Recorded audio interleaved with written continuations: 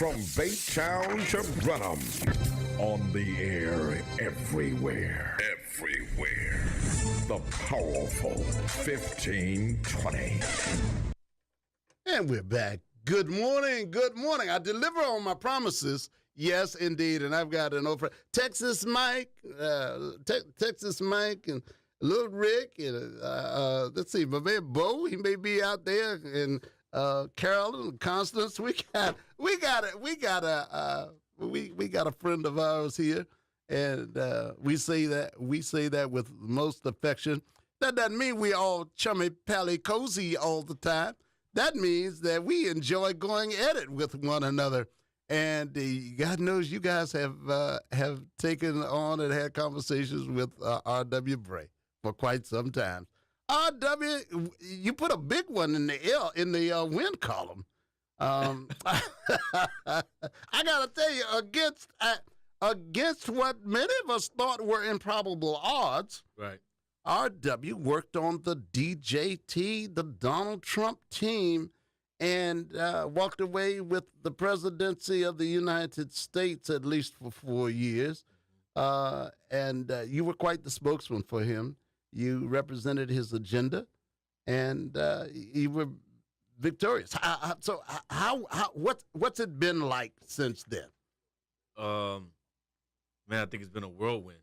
I think for the most part, what I've seen is he's kept to his campaign promises. I can't say that his campaign promises have all been what individuals would have liked, right? But it's been a long time since we've seen someone say, I'm going to do this and then go and do it. And I think that's just a reflection of the fact that he's not a politician. He's a businessman, and he just kept to his word. Well, but yeah, I understand that, but I don't think he's fulfilled all of his promises yet. He's made moves in those directions. Let me go over and see if you agree that this was a large part of his agenda. He was particularly intent on uniting a divided nation, creating millions of jobs, fixing the nation's broken immigration system, fighting terrorism, repealing and replacing Obamacare, and restoring trust in government. Let's unpack some of these items. I think we would agree on things like creating millions of jobs. That takes time, so we have to see where that is headed. He's taking some steps, but you just don't get jobs overnight. But on the things that seem to be really problematic right now, the immigration system itself. How do you feel about his approach? This Muslim, I'm going to call it a Muslim travel ban, and you say already. He's saying, there I go again. Okay, tell me about the Muslim travel ban, man. See that's you trying to ignite me, man. I think we both. And know. that's that sizzling I hear. That's the fuse. That's the fuse verdict too. I'll get to it before this hour's over. This. Uncle. Yeah. This was never a Muslim ban. That's not what it's for. If it was a Muslim ban, then we would have banned all 40 of them. That's what the president says. No, here's what the courts say. The courts say because the thing is imperfect doesn't mean that he didn't ban every Muslim. Actually, that would have been perfect discrimination. But because it was imperfect doesn't mean it wasn't discrimination, right? I'm not going to let you get away with this, man. Here's the deal. Yeah. What he did was preemptive, no doubt. Mm-hmm. What he did could have been done with more polish. Yes, correct. Right. But one of the ills that he pointed out that was in our current administration is that before we made a strategic move, we would announce it. Well, that's the opposite of strategic. Now, what he didn't have was individuals that would put in his ear, hey, if you do it this way, this is what might happen. Nobody wants to alienate or prevent individuals who can lawfully be here into the states. Now, keep in mind, even the individuals that they knew or they caught after being detained had rights to come in America. It was just that, being detained. And so what he did was he says, I'm gonna make this move against particular individuals that I believe are a threat to America. Now no one, wait on, because no one said anything when Obama did this to Iran in 2012. All of a sudden, it's bad because Trump did it. No, but listen, here's what we have to say about that. Iraq, right? Yeah. Iraq, when he did that in Iraq. The point was that it was not a ban. It was that people were passing through Iraq, coming to another country. So it wasn't a ban, actually, on Iraq itself. It was about Europeans who passed through Iraq and then gained entrance to the United States. So that was one thing that made it a difference. However, today we see that that Donald Trump now is going to revise that ban, right? So you got a new you have a new approach to it. That's right, and to me, what that shows is that the individual has enough humility to be diplomatic when the truth is brought forward. What we saw was someone who's being preemptive. What we saw was someone who said, "I'm going to do something about this," and it may not have been what everybody else wanted. But at the end of the day, you have to ask yourself, when was the last time I seen someone take immediate actions on things that they said they would do on the campaign trail? Am I happy with the way he did it? No. Am I grateful that he did it? Yes. Because we do need to vet. I'm in the military. I cannot tell you how important it is. I just got off 2 weeks of active duty. Yes. I cannot tell you how important it is that we vet individuals who are coming through America. I cannot tell you how important it is that we revise or revisit our immigration system. And I don't have to go into the litany of reasons of why, because you're a vet yourself. So at the end of the day, we have someone who's committed to securing the future of America and its borders, and I can't be unhappy about that. Okay, all right. Well, it didn't take long for for us to get a response here. We've got Mark on the line for you. You're on. And listen, ladies and gentlemen, let me give you this number: 832-230-5592. This is a reunion of a sorts. So he comes back home the victor now, but he knows what he is when it comes to the camp. I told y'all so. Yes, I told y'all so. Okay, man. He's back to say this. You know what? This is the I told you so tour. It's what it is. This is the I told you so tour. Is it? Yes. Okay. All right. R.W. Bray, rubbing my nose in it this morning, and I'm glad to have him here. All right, Mark. Good morning. How are you? All right. Good morning, Paris and R.W. How y'all doing this morning? Good All deal. right. We're doing fine. I know you, man. Where you been, man? Where you been, man? Ain't heard from you in a minute, man.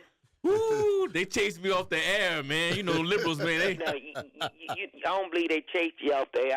I believe that you know what you done to these people, man. You just come through this campaign and went through this. Once he got in office, y'all shut it down, man. Yeah, y'all knew what y'all was doing, man. No, not at all, man. I'm on. glad to be back on the air, though, man. Just as visiting, I've been really busy, bro. To be honest with you, I'm taking black engagement. Well, you to go up levels. there, and you should have been kept being busy, man. But y'all knew that man went in, how that man got it. I'm not worried about everything that he's doing. I'm not arguing about what he's doing. I'm just arguing about how the man got in there, man. That's my issue right there, man. You know. Well, You say you're not arguing about what he's doing? I am. Well, actually, I have to put it this way. RW's right. I mean, look, something had to be done about immigration. I do like the fact that he did this. Symbolic though it may be, but symbolism has its point as well. What he did was, through executive actions, upheld the campaign promise. I have to go. I got to go. He said this is not sneaky stuff he's doing.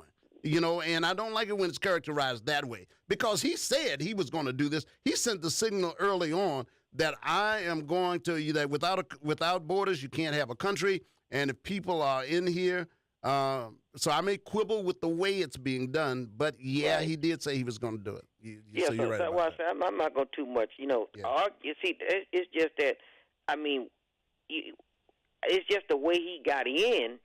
Is my issues and a lot of people's issues, the things that he's done and stuff like that, and and then all of a sudden you allow this man to get in as our president, man. I believe we was all hood rat and we was all set up, And I mean, RW, I hate to say it, man, but you was one of the biggest parts, man, because you was on one of the number one radio stations of African American across the world, man. They were listening, man. They heard you, man. Well, here's the deal, man. I would die for the opportunity to get back on the air, to be honest with you. I believe in black air. We're talking about that right now nationally, about how we can get back on the air and do this thing respectfully. But there were things. Don't just get back on the air when it's time for election during the Republicans.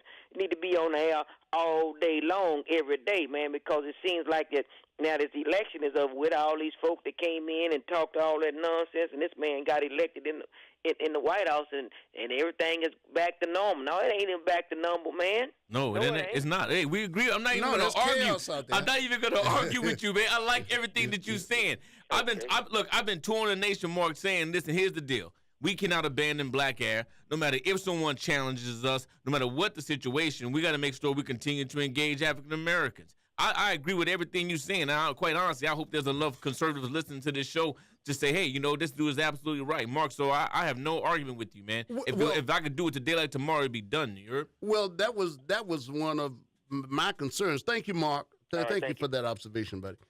Look, that's one of my concerns. I've said this to you. Really, look, I can't. I said in effect, I don't want your candidate to win. I want you to go out there and represent this opposite point of view. Yes. Because I think we have to have that dialogue. We have to have it on the progressive side. We have to have it on our side, and we can't shout people down just because we happen to come from different perspectives. But here's the other thing that concerns me.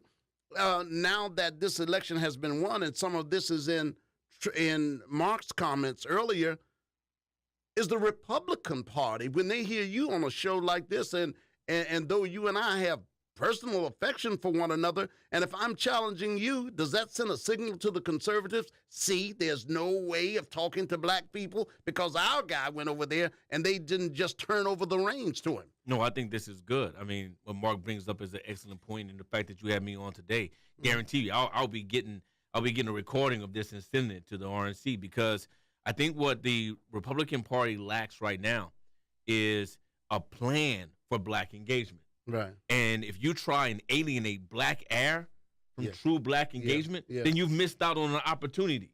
Yeah. And it's sad when we can't go over black air and have open conversation and dialogue and explanation. Right. Because you can ask me a question and I'll explain to you what the conservative side of it is. Yes. Right. Yes. You can ask me a question. I can show you my phone right now. I'm receiving correspondence from the White House every day. Yes. So there's a reason for that now, right? Yeah. So how you got an African American who is integrated into not only the party but with White House familiarity. Now is a time for us to say, okay, we have a great opportunity we never had right now to start attacking black air and start talking about black conservatism. It's not like it's foreign. We're many black conservatives. If I said, hey, Uncle, are you happy with the fact that he's talking about increasing military support? You a veteran.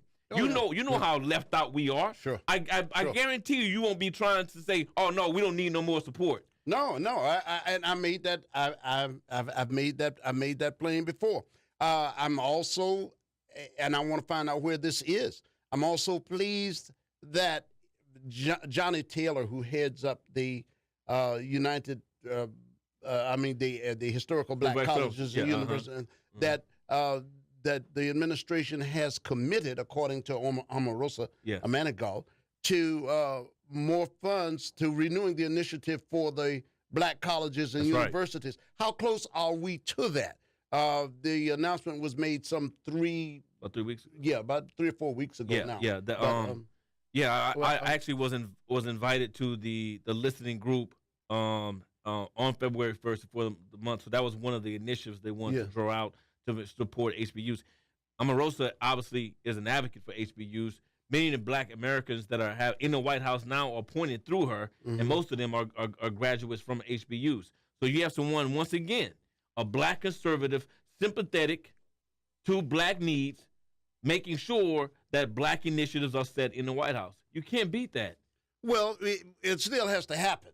Yeah, I mean, it hasn't yet. The president has made the commitment. USA Today wrote that when they called when they called Manigault to follow up on it, she wasn't ready to comment just then. But Dr. Taylor says he feels that it is forthcoming because they had the opportunity to say no, they didn't. And Right. and a big ask that he had in that request was that they move the initiative into the actual White House. That's right. So that'll be a part of so it'll be a part of the White House in there, actually in the White House, and remove it from the Department of Education. That's right. And you notice there's been 2 round tables this month alone at the White House. Yeah. So we're keeping an eye on that to see how it goes. But I'm not into everything on this side is bad, everything on this side is good. Right. That's why it's important to have people walk through this with us. We are KYND 1520. I am Paris Ely. This is R.W. Bray as our guest, and he's with the Trump. Now, are you with the Trump administration? No, you're with engagement, though. So it is a political outreach of that, right? Right. I mean, I'm over black engagement for the state of Texas. Obviously, that's gone national now. So no telling where we'll go next. Yeah, okay. When I come back, then next we'll find what you go do in Texas. I'm happy, man. We engage. We got to see what. I'm about to knock your socks off, man. All right, KYND 1520. I'm Paris. Back in a moment. You're listening to KYND radio station, KYND, inspiring the kind of change to help you live your best life. This is Carla J, inviting you to join the new Sound Off with Carla J as we discuss pop culture, today's music, hottest gossip, sports, and a whole lot more. It's going to be crazy. You'll never know what shenanigans the guys will be up to and who'll be visiting the studio. Thursdays, 6 p.m. here on 1520 KYND. Apple and Android users, be sure and download the KYND radio app. And don't miss Sound Off with Carla J on 1520 KYND.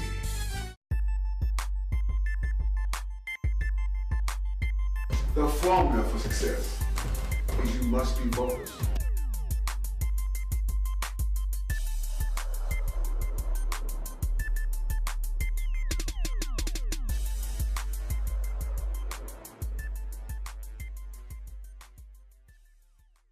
This is Bill Russell. If you or your family member are looking for a new or used car, truck, or SUV, I've got every make, model, and brand. BMW, Range Rover, Ford, Chevy, Toyota, Honda, Mercedes, Lexus, Nissan. Did I say BMW? Of course I did. Before you drive all over town and get jacked around, call Bill Russell at Momentum BMW, 713-596-3100. Go see Houston's car legend Bill Russell now at Momentum BMW Southwest.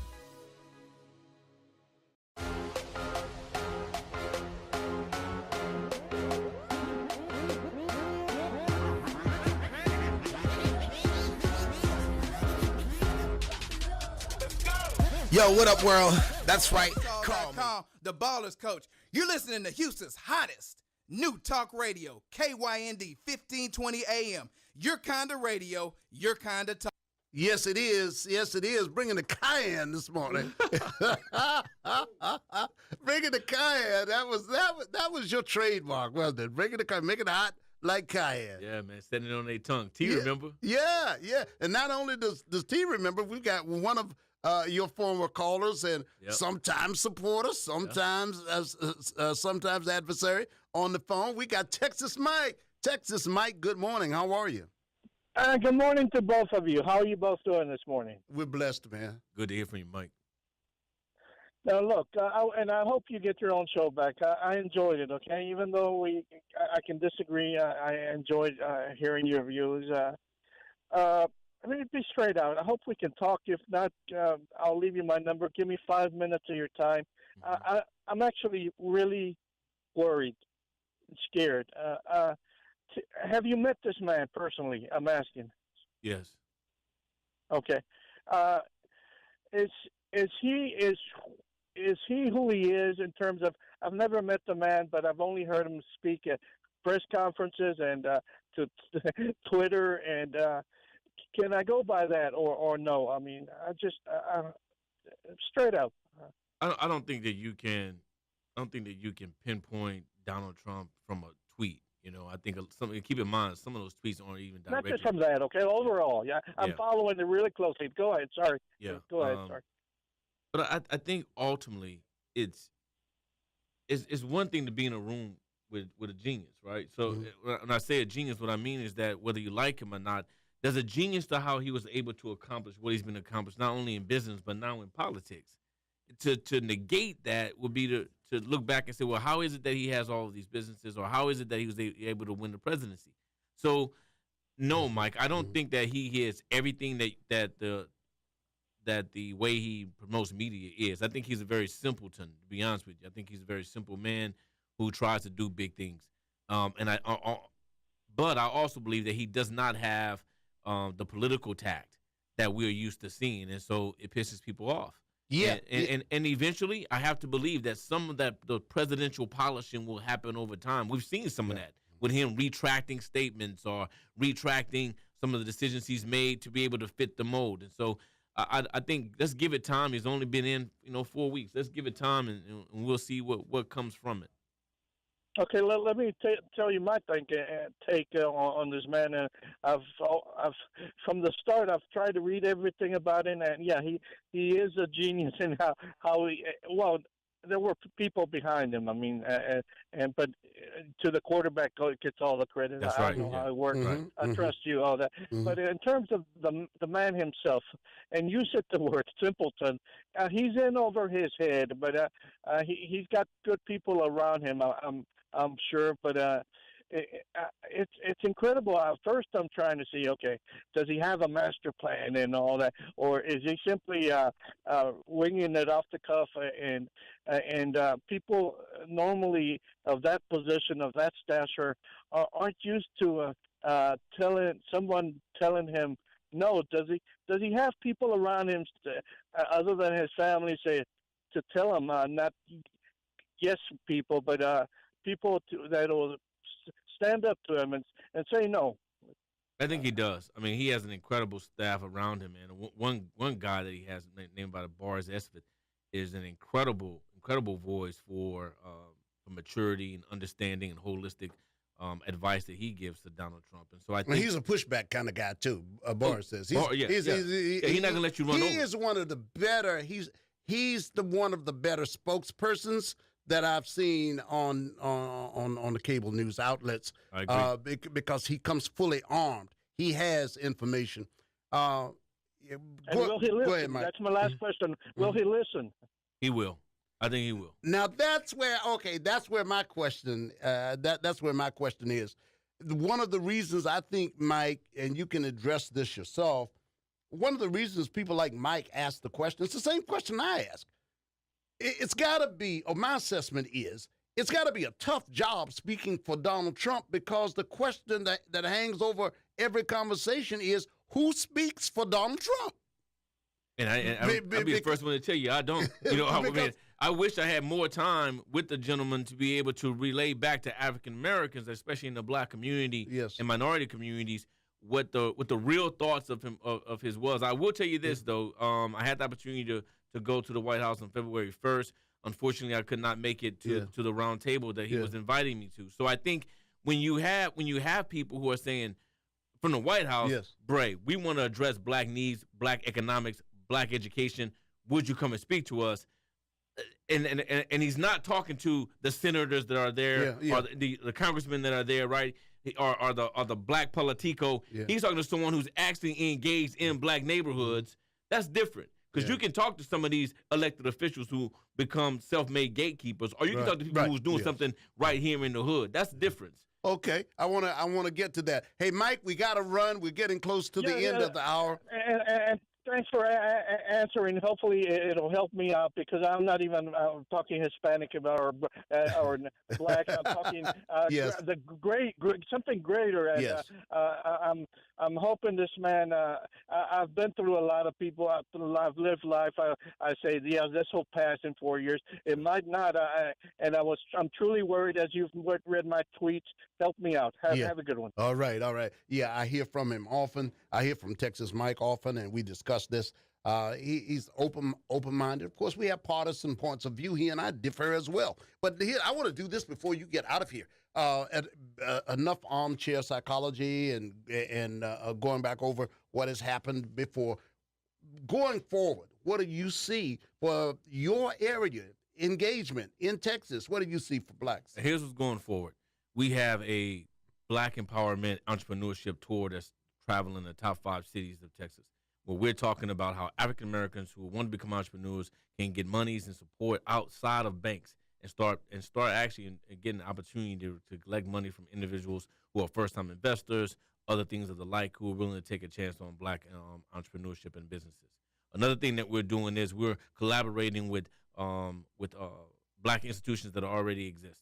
So we're collaborating with people from Dallas, as far as Dallas Black Chamber of Commerce, all the way to individuals, the local, like IPEAT University, which IPEAT is actually a foundation that's created by a number of black pastors in the local area that's talking about Integrity Plus economic empowerment training.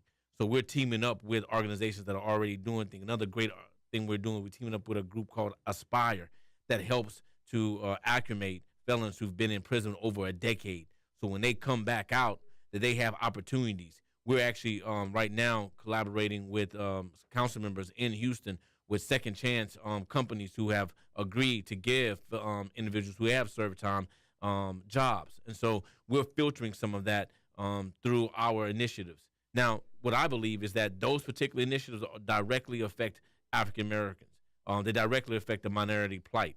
And if the Republican Party wants to see anything change, this is the methods they need to choose. They need to choose the methods where they're engaging African Americans where they're at, that we're creating initiatives and we're joining hands with organizations that already exist.